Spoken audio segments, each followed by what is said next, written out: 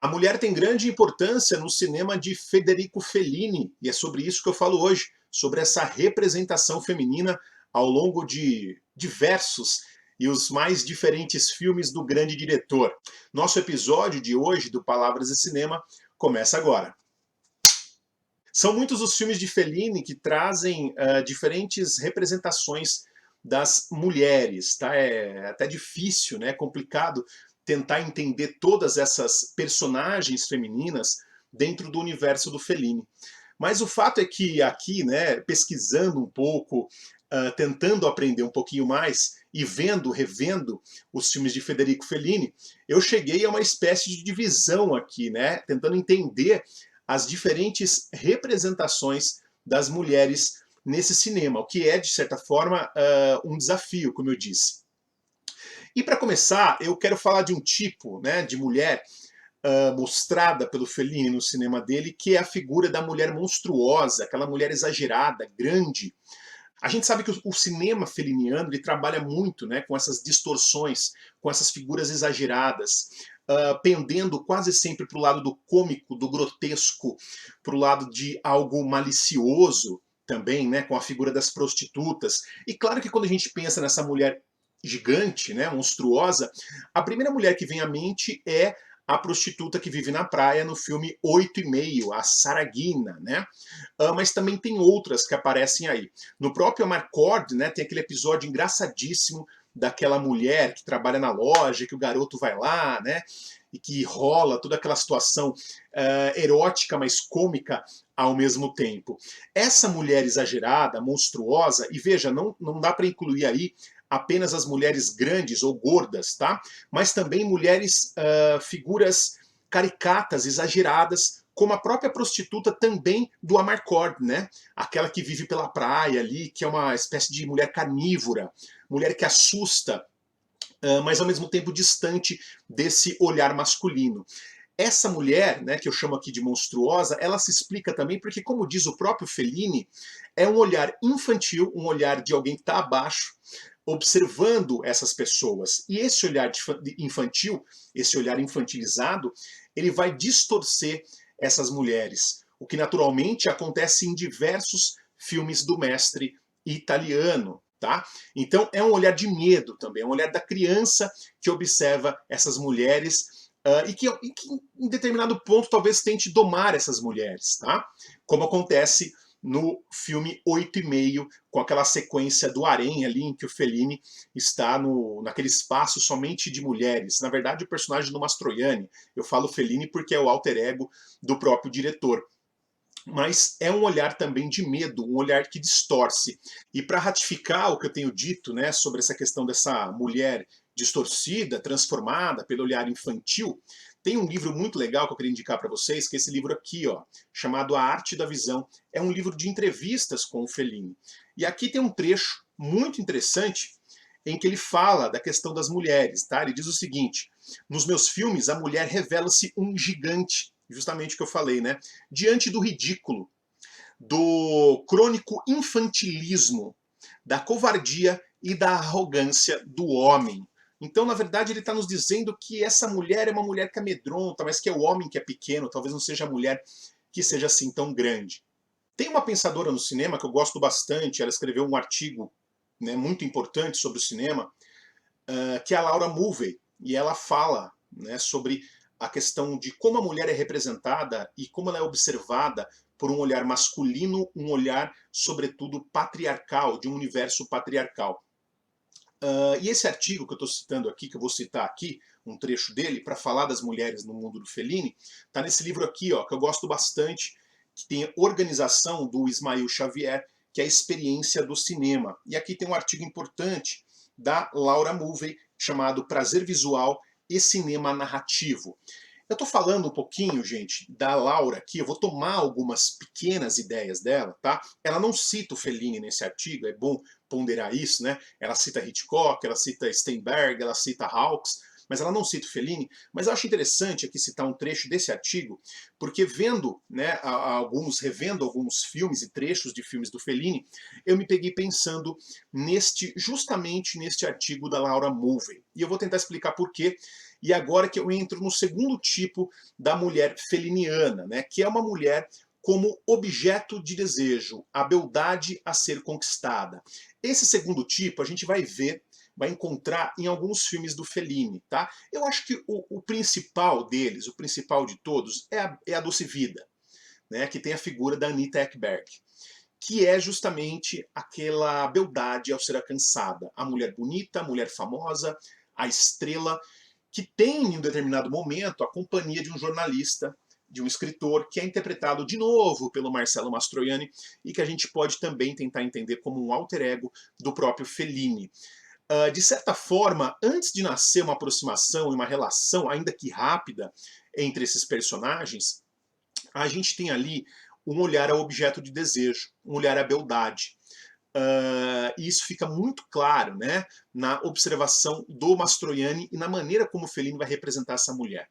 O fato é que depois, conforme esse camarada, né, interpretado pelo Mastroianni, ele se aproxima dessa mulher, aos poucos ela fica um pouco mais natural, ou um pouco mais, digamos, mais próxima do espectador, a ponto de a gente ver ali uma figura feminina de verdade, uma mulher. E ali, de certa forma, o Fellini vai naturalizando aquela figura, né? A beldade, ela começa a ficar um pouco mais perto do espectador. E tem, né, também, claro, a gente vai chegar aí durante o filme, a sequência da Fontana de Trevi, ali na Itália, né? Um local que até acabou se tornando um ponto turístico, devido a esse filme do Fellini, sempre relacionado à Doce Vida. Um outro exemplo que eu acho que vale a pena falar sobre essa beldade a ser conquistada, uma característica em alguns filmes do Fellini, lembrando que aqui a mulher ela está no meio termo, né? Ela não é nem aquela gigante, monstruosa, assustadora, mas também ela não é a mulher ingênua, comportada. É um meio termo entre as duas, essa questão da beldade. Aqui a gente vai ter um exemplo no cinema do Fellini, no filme Cidade das Mulheres, que é um filme nem sempre lembrado do Fellini, um filme que foi muito criticado pelas feministas, porque é um filme que escracha um pouco a figura feminista no filme, dessas mulheres, mas também tem ali uma personagem, que é aquela personagem da mulher no trem, logo no começo do filme, né, quando o Mastroianni é acordado dentro do trem, ele conhece uma mulher, flerta com ela, se tranca no banheiro com ela, beija, né? E isso é importante dizer, porque quem beija é ela que toma ele, e não ele que toma ela. Então essa mulher é uma mulher forte também, né? Que esse homem está tentando conquistar. E ali você tem uma imposição feminina muito forte. E a gente vê aquele homem em um mundo, literalmente, né, um mundo habitado pelas mulheres, em um filme que eu acho que tem coisas muito interessantes, inclusive essa obsessão masculina, esse medo masculino, né? E que também passa um pouco por um medo infantil, mas eu acho que já é um medo muito mais direcionado ao gênero do que propriamente um mero medo de uma criança em relação a uma mulher. Então aqui eu coloco, né, tanto a personagem da Anita Ekberg quanto essa personagem feminina que eu citei do filme Cidade das Mulheres, nesse grupo, no segundo grupo chamado A Beldade a Ser Conquistada. E sobre o artigo da Laura Mulvey, né, tomando aqui um pouco esse artigo, vamos dar uma olhadinha aqui em um trecho que ela vai falar o seguinte, tá? Ela vai citar dois filmes do Howard Hawks para dar esse exemplo dessa mulher, digamos, dessa figura bela feminina que surge distante, mas aos poucos vai sendo alcançada. Na relação do. Ela vai citar aqui um exemplo na relação do Bogart com a Bacall no filme Uma Aventura na Martinica. Mas tem um trecho aqui que eu acho que cabe bem em alguns filmes e personagens do Fellini, que ela diz o seguinte: no início, a mulher é mostrada como objeto do olhar fixo combinado do espectador e de todos os protagonistas masculinos do filme. Então, o espectador está na mesma posição dos personagens, tá? Ela é isolada, glamurosa, exposta, sexualizada. Mas, à medida que a narrativa avança, ela se apaixona pelo principal protagonista masculino e se torna a sua propriedade, perdendo suas características glamourosas exteriores, sua sexualidade generalizada, suas conotações de showgirl. Seu erotismo é subjugado apenas ao ator masculino. Através da identificação com ele, através da participação em seu poder, o espectador pode indiretamente também possuí-la. É interessante desse artigo da Laura Mulvey, e já que a gente está falando de mulheres no cinema, porque a Laura ela toma uma posição política aqui em analisar o cinema como um esquema, né, dentro desse olhar patriarcal. A Laura Mulvey, tomando algumas ideias do Freud, ela vai dizer que o cinema ele carrega, assim como a sociedade carrega, tá, um inconsciente patriarcal. E o cinema, a gente sabe, né, durante muito e muito tempo, ele foi uma arte comandada por homens que colocava o olhar masculino. Os diretores, né, demorou um pouco para as mulheres começarem a dirigir cinema, ou simplesmente para que as mulheres tivessem uma posição de cineasta ou em produções maiores. No começo da história do cinema, as mulheres cineastas, elas basicamente dirigiam curtas-metragens. Demorou bastante para que as mulheres começassem a dirigir longas-metragens. E demorou bastante para as mulheres serem reconhecidas como grandes diretoras e cineastas. O cinema, durante muito tempo, foi um olhar estritamente masculino. E, claro, a gente está falando de Fellini, um olhar masculino também sobre as mulheres. Um menino, né, um rapaz, depois um homem diretor de cinema, que cresceu numa sociedade católica, cresceu inclusive no fascismo italiano, né, quando o Fellini era jovem, criança, ele cresceu nesse ambiente fascista, patriarcal.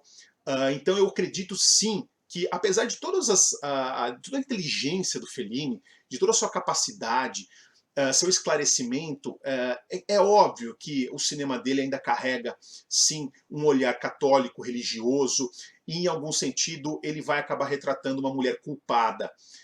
E é esse tipo de mulher que eu vou falar a partir de agora, que é o último item, né? Digamos a parte 3 desse vídeo, e o terceiro tipo de mulher, que é justamente um tipo de mulher ingênua e também sonhadora. E aqui a gente chega essencialmente à maneira como ele retratou a sua esposa, a Giulietta Massima, em seus filmes. Tá? Eu vou falar basicamente de três, que são os três principais filmes, e são os três dela, né? Os três filmes em que a Giulietta é a protagonista. O primeiro deles é o Estrada da Vida, que é de 54, que tem o Anthony Quinn, e ali também tem uma questão interessante, porque a protagonista do filme é a Giulietta, né? É a Gelsomina, aquela personagem perseguida, ingênua, boba. E ali o Fellini mostra a sua companheira, a sua esposa, como uma mulher pequena, né? Até como ela parece uma criança no início do filme. E é interessante notar que todas essas interpretações da Giulietta Massima, principalmente no Estrada e depois no Noites de Cabiria, ela é uma figura um pouco assexuada, triste, chapliniana, que consegue em momentos ser cômica e ser trágica ao mesmo tempo. Eu acho que essa questão chapliniana ela fica até mais forte no Noites de Cabiria. Ela é uma mulher que não chega a estar distante do espectador, mas ela é uma mulher que não vence pela sua sexualidade, pela sua glamorização. Pelo contrário, ela é uma figura comum, mundana, desglamorizada, né? Ao mesmo tempo, mas ao mesmo tempo muito cinematográfica, se a gente parar para pensar nessa questão chapliniana, né? que é clownesca também, né? Que a interpretação da Massima leva para esse filme. No Noites de Cabiria é curioso porque ela é uma prostituta. E é uma prostituta ingênua, é uma prostituta que sempre se dá mal, que começa e termina se dando mal, e que mesmo assim não deixa de sonhar. Portanto, essa mulher representada pelo Fellini nos filmes com a Giulietta Massima, ela é uma mulher sonhadora. A questão interessante é que quando a gente chega no terceiro filme, em que ela vai ser protagonista, que eles fizeram juntos, que é o Julieta dos Espíritos, o Fellini ele vai tentar entrar no interior dessa mulher. E ele vai mostrar uma mulher culpada, em certo sentido. Uma mulher que está tentando se libertar por meio da sexualidade, mas que tem uma certa dificuldade para isso. Muita gente diz que o Julieta dos Espíritos é a versão feminina do 8,5. Eu concordo visualmente falando, ok, né, apesar de um ser preto e branco, outro ser colorido, mas eu acho que o Fellini trabalha aqui com signos, com questões muito parecidas nos dois filmes, mas tanto o olhar masculino no 8,5 ele é diferente do olhar feminino no Julieta dos Espíritos. No 8,5 a gente tem um homem muito mais, apesar de estar em dúvida com algumas coisas, ele sonha com essa possibilidade de dominar as mulheres.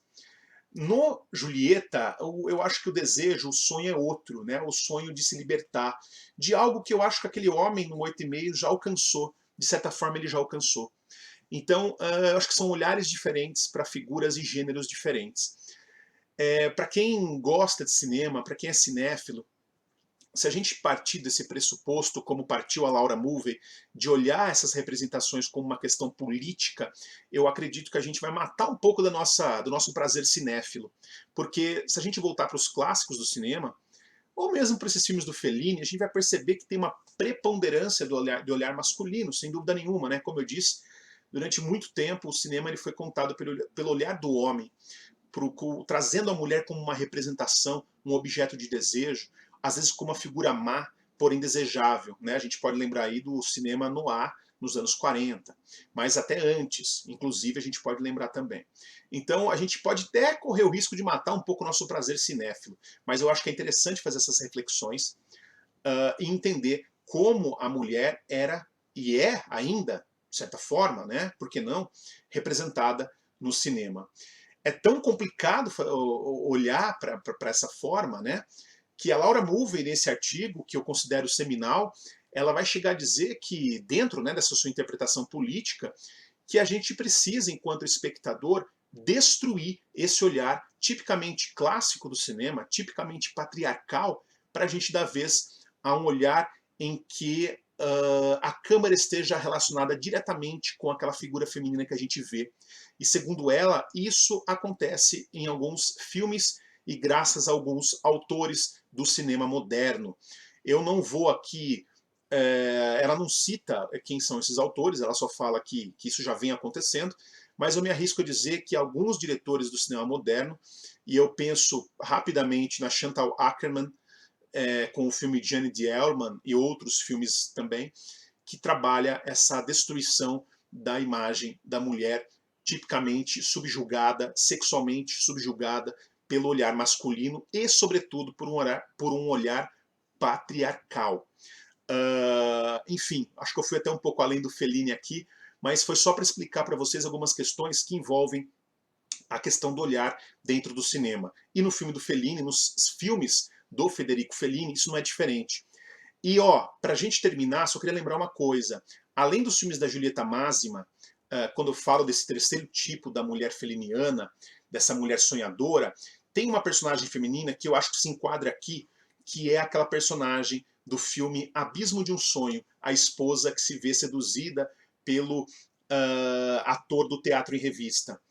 Ali eu acredito que seja, porque ela nunca chega totalmente a trair o seu marido. Ela é uma mulher muito mais sonhadora do que traidora.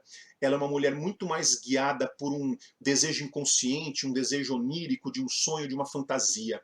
E no final a gente sabe que tudo isso se desfaz. E que os personagens terminam entrando no Vaticano, na igreja, que é muito forte, né? Que mostra que apesar de tudo aquilo, daquele momento de liberdade que aquela mulher viveu, ela termina sob sob as sombras, né, nas sombras da Igreja Católica. Algo tipicamente italiano.